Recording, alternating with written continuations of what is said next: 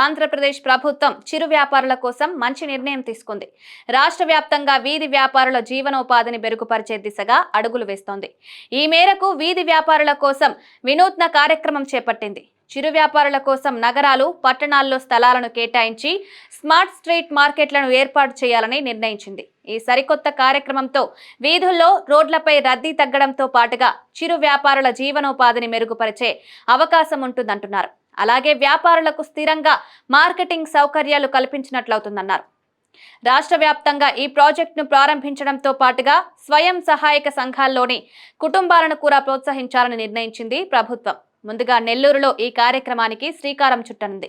నగరంలోని మైపాడ్ రోడ్డులో pilot project కింద మెప్మా ఆధ్వర్యంలో 200 షాపులతో స్మార్ట్ స్ట్రీట్ వెండింగ్ మార్కెట్ ఏర్పాటు చేస్తున్నారు.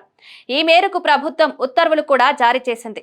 ఈ స్మార్ట్ స్ట్రీట్ వెండింగ్ మార్కెట్ ను కంటైనర్ మోడల్లో ఏర్పాటు చేయనుంది ప్రభుత్వం. ఈ స్ట్రీట్ వెండింగ్ మార్కెట్ కు 7 నుంచి 9 కోట్ల వరకు ఖర్చవుతుందని అధికారులు అంచనా వేశారు.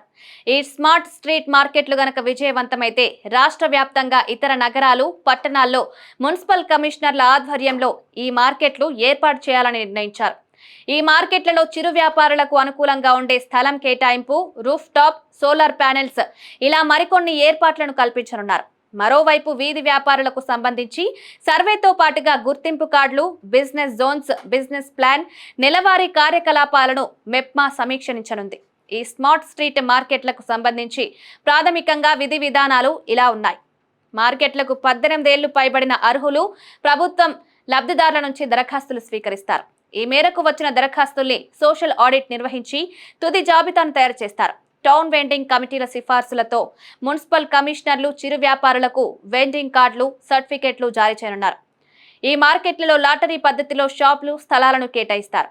ఈ షాపుల్ని పొందిన వారికి ప్రభుత్వం పథకాల ద్వారా రుణ సౌకర్యం కోసం గ్రూపులు కూడా ఏర్పాటు చేయనుంది.